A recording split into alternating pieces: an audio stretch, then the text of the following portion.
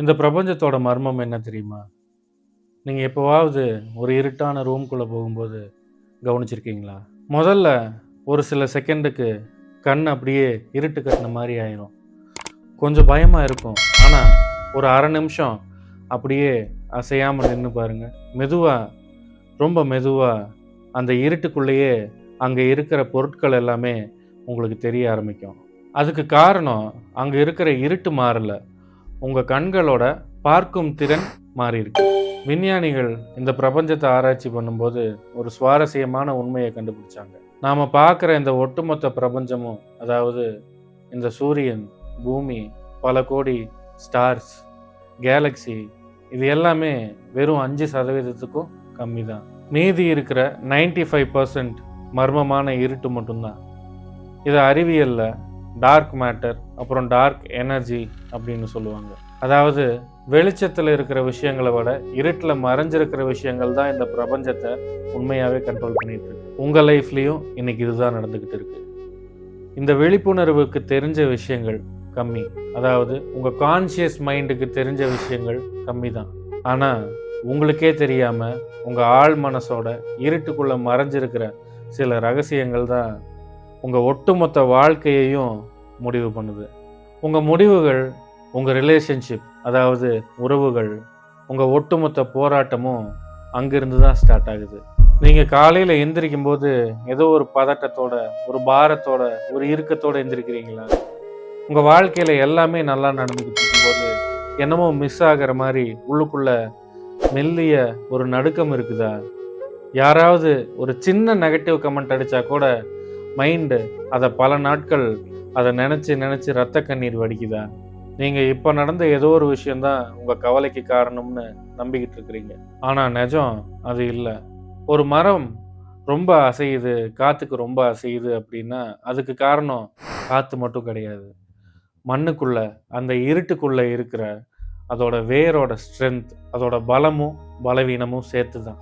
நீங்கள் எத்தனையோ வருஷமாக ஆன்மீக தேடலில் இருந்தாலும், எவ்வளவோ புக்கு படிச்சிருந்தாலும், எத்தனையோ அறிவை வளர்த்திருந்தாலும், எத்தனை மெடிடேஷன் பண்ணியிருந்தாலும், ஒரு சின்ன பிரச்சனை உங்களுக்கு வரும்போது இவ்வளவு அறிவும் எங்கே போச்சுன்னே தெரியாமல், அடையாளமே தெரியாமல் காணாமல் போயிடுது இல்லையா? அங்கே தான் ஒரு பெரிய முரண்பாடு இருக்குது. நீங்கள் உங்கள் புத்தியை வச்சு உங்கள் ஆழ் மனசோட இருட்டை ஜெயிக்கிறதுக்கு ட்ரை பண்ணுறீங்க. இது எப்படி இருக்குதுன்னா, ஒரு சின்ன மெழுகுபத்தியோட வெளிச்சத்தை வச்சு ஒரு மிகப்பெரிய அரங்கத்தோட இருட்டை போக்குறதுக்கு ட்ரை பண்ணுற மாதிரி. இப்போ இந்த நிமிஷம் நீங்கள் உட்காந்துக்கிட்டு இருக்கும்போது உங்கள் 2 கால்களும் அந்த தரையை தொட்டுக்கிட்டு இருக்கிற அந்த உணர்வை கவனிங்க.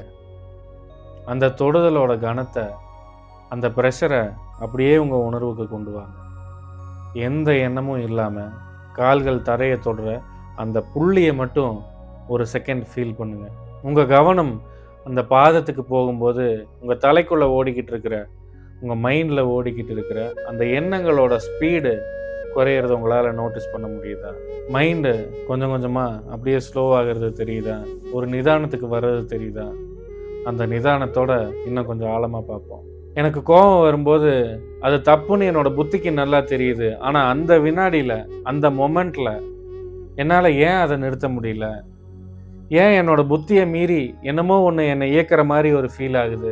அது என்ன அப்படின்னு ஒரு கேள்வி உங்களுக்கு வரலாம். ஏன்னா உங்கள் புத்தி வெறும் மேல் தோல் மாதிரி தான். சயின்டிஃபிக்காக பார்த்தா உங்கள் மூளையும் நரம்பு மண்டலமும் பல வருஷமாக சில உணர்ச்சிகளை திரும்ப திரும்ப எக்ஸ்பீரியன்ஸ் பண்ணி பழகி போயிருக்கும். அதைத்தான் நம்ம மரபில் சித்தம் அப்படின்னு சொல்கிறோம். அந்த பழக்கம் உள்ளுக்குள்ளே பதிவாயிருக்கும். அந்த பதிவாகிற அந்த ஸ்டோரேஜை தான் சித்தம் அப்படின்னு நம்ம மரபில் சொல்கிறோம். உங்கள் கடந்த கால அனுபவங்களோட எசன்ஸ் ஒரு விதமான கெமிக்கல் ஹேபிட்டாக உங்கள் உடம்புல உறைஞ்சு போயிருக்கும். கோபம் வரும்போது உங்கள் புத்தி அலர்ட் ஆகிறதுக்கு முன்னாடியே உங்கள் உடம்புல இருக்கிற அந்த பழைய கெமிக்கல் சுரக்க ஆரம்பிச்சிடும். அந்த நேரத்தில் உங்கள் புத்தி அந்த கெமிக்கல்ஸுக்கு அடிமையாகி கோவத்துக்கான நியாயங்களை யோசிக்க ஆரம்பிக்குமே தவிர அந்த கோவத்தை நிறுத்துறதுக்கோ இல்லை நிதானமாக யோசிக்கிறதுக்கோ ட்ரை பண்ணாது. அறிவு உங்களை எச்சரிக்கும். ஆனால் உங்கள் நரம்பு மண்டலத்தோட பழைய பழக்கம் உங்களை யோசிக்க விடாமல் உங்களை அந்த பழைய நரம்பியல் பாதையிலேயே இழுத்துட்டு போயிடும். இந்த ஆள் மனசோட மெக்கானிக்கை இன்னும் ஈஸியாக புரிஞ்சுக்கிறதுக்கு ஒரு குட்டி கதை சொல்கிறேன். ஒரு அரசர் இருந்தார். அவருக்கு ஒரு வினோதமான பழக்கம் இருந்துச்சு.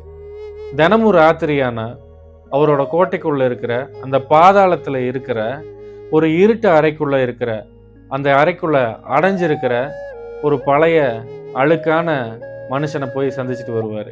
அவர் யார், எப்போ வந்தாருன்னு யாருக்கும் தெரியாது. ஆனால் அந்த ராஜா எந்த ஒரு முக்கியமான முடிவு எடுக்கணும்னாலும் நைட்டு யாருக்கும் தெரியாமல் அந்த பாதாள அறைக்குள்ளே போவார். அந்த இருட்டுக்குள்ளே இருக்கிற அந்த அழுக்கான மனுஷங்கிட்ட போய் ஐடியா கேட்பார். அவன் என்ன சொல்கிறானோ அதைத்தான் மறுநாள் காலையில் அவரோட ராஜசபையில் போய் அவரோட முடிவு மாதிரியே சொல்லுவார். அந்த அழுக்கு மனுஷன் ஒரு தடவை அந்த ராஜா கிட்ட, பக்கத்து நாட்டுக்காரனை நம்பாத, அவன் உன்னை அழிக்க பார்க்குறான் அப்படின்னு சொல்லியிருக்கிறான். அடுத்த நாளே அந்த ராஜா அந்த பக்கத்து நாட்டு மேலே போர் தொடுத்தாரு. இன்னொரு தடவை அதே அழுக்கு மனுஷன் அந்த ராஜா கிட்ட, உன் நாட்டு மக்கள் எல்லாம் உன்னை மதிக்கிறதே இல்லை, அதனால நீ என்ன பண்றன்னா இனிமேல் உன்னோட நாட்டு மக்களை அடக்குமுறையால் அவங்கள ஆட்டி படைக்க ஆரம்பிக்கணும், அப்போதான் அவங்களுக்கு உன் மேலே பயம் வரும், ஒரு மதிப்பு வரும் அப்படின்னு சொல்லியிருக்கிறான். அதையும் போய் அந்த ராஜா அப்படியே பண்ணியிருக்கிறான். அவனோட சொந்த நாட்டு மக்கள் மேலேயே வன்முறையை கையாண்டிருக்கிறான். ஒரு நாள் ஒரு ஞானி அந்த ராஜாவோட ராஜசபைக்கு வந்தார். வந்தவர் அந்த அரசரோட கண்களை பார்த்து, அரசே, நீங்கள் அரசராக இங்கே உட்காந்து ஆட்சி செஞ்சுக்கிட்டு இருக்கிறீங்க, ஆனால் உங்களுக்கு பின்னாடி இயக்கிக்கிட்டு இருக்கிறது ஏதோ ஒரு கைதி தான் அப்படின்னு சொல்லியிருக்கிறாரு. ராஜா பதறி போய், இல்லை, நான் தான் ராஜா, எல்லா முடிவுகளும் என்னோடது தான் அப்படின்னு சொல்லியிருக்கிறாரு. அப்போ அந்த ஞானி சிரிச்சுக்கிட்டே அந்த ராஜாவை பார்த்து, அப்படின்னா இன்னைக்கு ராத்திரி நீ அந்த பாதாள ரூம்குள்ள, அந்த இருட்டு ரூம்குள்ள போகாம முன்னால் இருக்க முடியுமா, நீ இருந்துருவையா அப்படின்னு சவால் விட்டுருக்கிறாரு. அன்னைக்கு நைட்டு ராஜாவால் தூங்கவே முடியல. உள்ளுக்குள்ள ஏதோ ஒரு நடுக்கம், ஒரு பதட்டம் இருந்துச்சு. அந்த இருட்டு அறைக்குள்ள போகலைன்னா தனக்கு ஏதோ ஒரு பிரச்சனை வந்துருங்கிற மாதிரி பயம் அந்த ராஜாவை சூழ ஆரம்பிச்சு. அவரால் அந்த ஞானியோட சவாலை ஜெயிக்க முடியல. மறுபடியும் அந்த இருட்டு அறைக்குள்ளேயே போய் தஞ்சமடைஞ்சார். இது வெறும் கதை இல்லை. அந்த இருட்டு அறைக்குள்ள இருக்கிற அந்த பழைய கைதி தான் உங்களுக்குள்ள இருந்து உங்களை இயக்கிக்கிட்டு இருக்கிற உங்களோட வாசனை, உங்கள் சம்ஸ்காரம். நீங்கள் எடுக்கிற ஒவ்வொரு முடிவும், நீங்கள் செலக்ட் பண்ணுற தேர்ந்தெடுக்கிற ஒவ்வொரு உறவும், ஒவ்வொரு ரிலேஷன்ஷிப்பும் உங்கள் புத்தியால் எடுக்கப்பட்டதுன்னு நீங்கள் நம்புறீங்க. ஆனால் நிஜத்தில் உங்களுக்குள்ளே இருக்கிற அந்த இருட்டு பதிவுகள் சொல்கிறத தான் உங்கள் புத்தி கேட்டுக்கிட்டு இருக்கு. இந்த பாதாள அறை கைதியை, அதாவது உங்களுக்குள்ளே இருக்கிற இந்த வாசனை அப்புறம் சம்ஸ்காரா அப்படிங்கிற இந்த கைதியை நான் எப்படி ஒழிக்கிறது, இதை அழிக்கிறதுக்கு ஏதாச்சும் வழி இருக்குதா அப்படின்னு உங்களுக்கு ஒரு கேள்வி வரலாம். முதல்ல ஒன்று புரிஞ்சுக்குங்க, அதை அழிக்கணும்னு நீங்கள் நினைக்கிறதே அந்த பழைய கைதியோட வேலை தான்.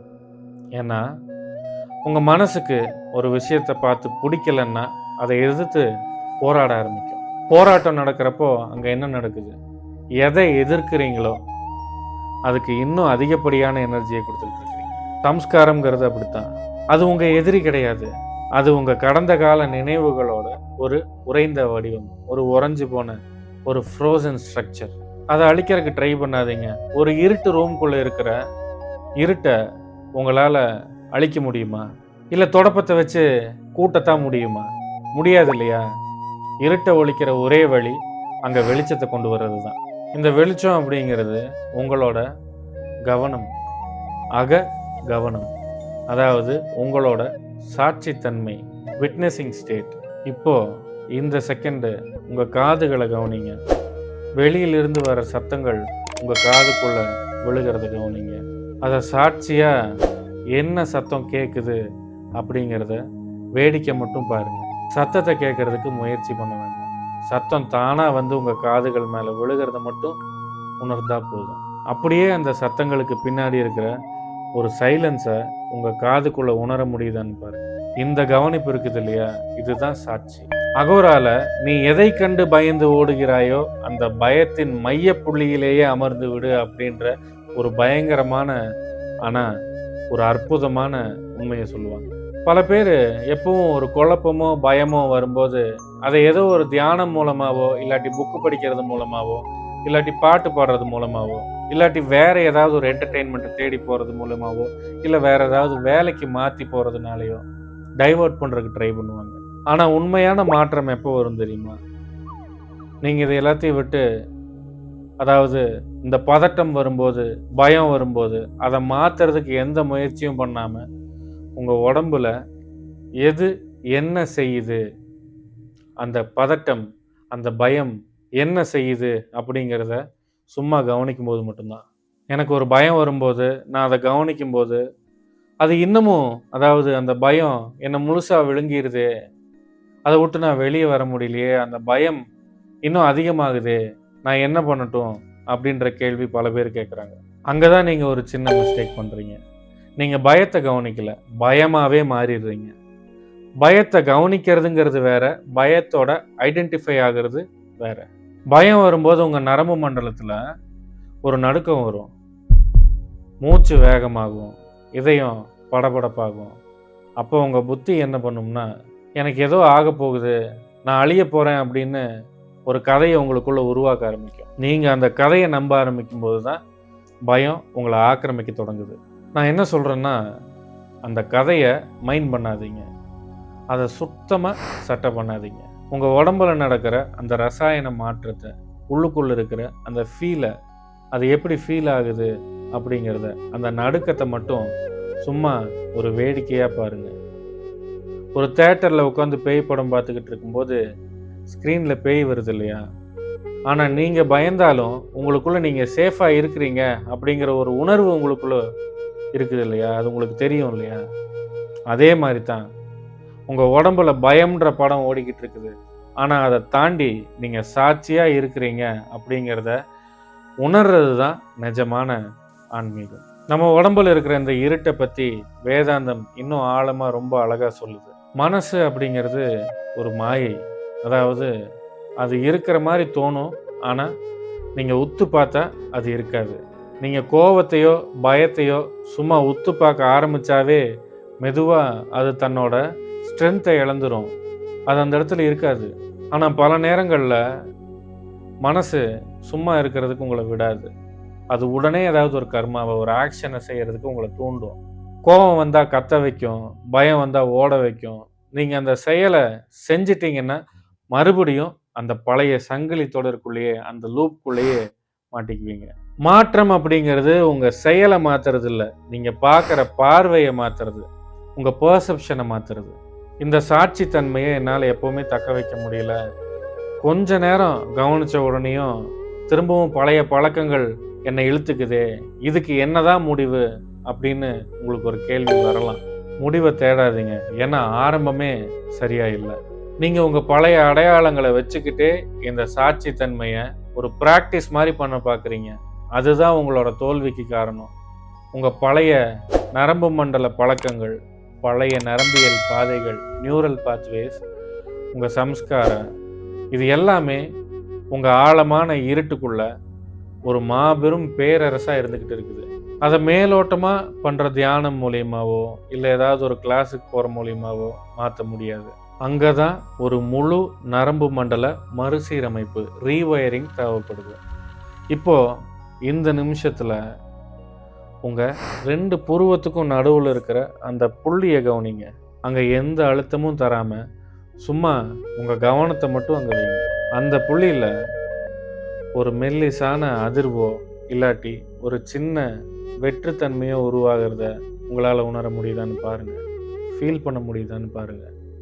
இப்பவே அத ஃபீல் பண்ண முடியாட்டியும், நீங்க கன்டினியூஸா இத 1 வாரமோ, இல்ல ஒரு 2, 3 நாளோ பண்ணும்போதே, அந்த இடத்துல ஒரு சின்ன உணர்வு வரும்.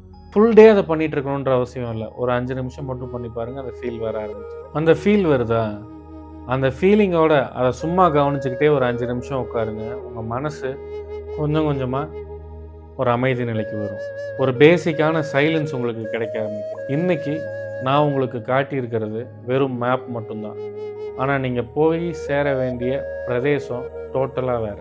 ஏன்னா, சும்மா கேட்டு புரிஞ்சுக்கிறது அப்படிங்கிறது ஒரு ஆரம்பம் தான். ஒரு மேப்ப சும்மா பார்த்து எப்படி போறதுன்னு தெரிஞ்சுக்கிறது வெறும் ஆரம்பம் தான். வெறும் இன்ஃபர்மேஷன் தான். அந்த பிரதேசத்துக்குள்ள போகணும்னா நிலத்துல இறங்கி நடக்க ஆரம்பிச்சா தான் போய் சேர முடியும். அங்க இறங்கி நடக்க ஆரம்பிச்சா தான் உங்களோட நரம்பு மண்டல பதிவுகள வேரோட மாத்துறதுக்கான உண்மையான பயணமா அமையும். மாற்றம் அப்படிங்கிறது ஏதோ ஒரு நாள்ல நடக்கிற மேஜிக் கிடையாது. அது உங்க ஒட்டுமொத்த இருப்பையும் மாத்துறது. இன்னைக்கு நாம பார்த்தது வெறும் வரைபடம். இத நான் திரும்பவும் சொல்லியிருக்கேன். உங்களுக்குள்ள இருக்கிற உண்மையான நிலத்த போய் சேர்றதுக்கான வழி, அதுக்குள்ள நேரடியா இறங்கி நடக்கிறது மட்டும்தான். இதுக்கான பாதை உங்களுக்கு தெரியலையா? அத கத்துக் குடுக்கிறதுக்கு ரீவயரிங் த பீயிங் அப்படின்ற ஒரு ஸ்ட்ரக்சர்டான ஆன்மீக பாதைய நான் வடிவமைச்சிருக்கிறேன். இத நான் சொல்லிக் குடுத்துட்டு வர்றேன். உங்களுக்கு இந்த பாதையில இறங்கி, நடந்து, உங்களோட ஒட்டுமொத்த இருப்பையும் மாத்தணும் அப்படின்ற எண்ணம் இருக்கா? அப்படின்ற விருப்பம் இருக்கா? இந்த பாதை உங்களுக்கு தான் இப்போ.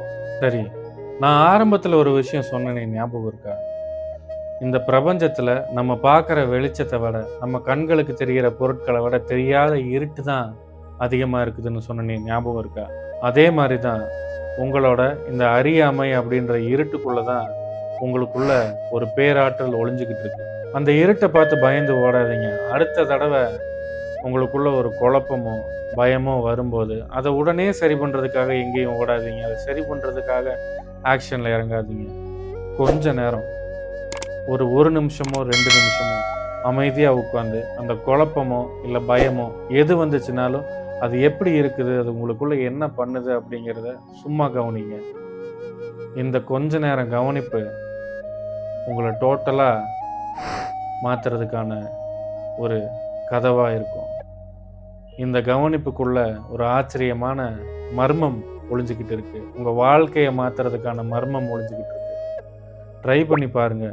கன்டினியூஸா ட்ரை பண்ணுங்க. 1 நாள், 2 நாள்ல இது எதுவுமே மாறாது. தொடர்ந்து முயற்சி செய்யறதால மட்டும்தான் வாழ்க்கையில எந்த ஒரு மாற்றமும் வரும். தளராம முயற்சி பண்ணுங்க. உங்க வாழ்க்கைய மாத்திக்குங்க. உங்கள் உள்ளங்களில் அமைதியும், சுற்றங்களில் நல்லிணக்கமும் உண்டாகட்டும். ஓம் நம சிவாய.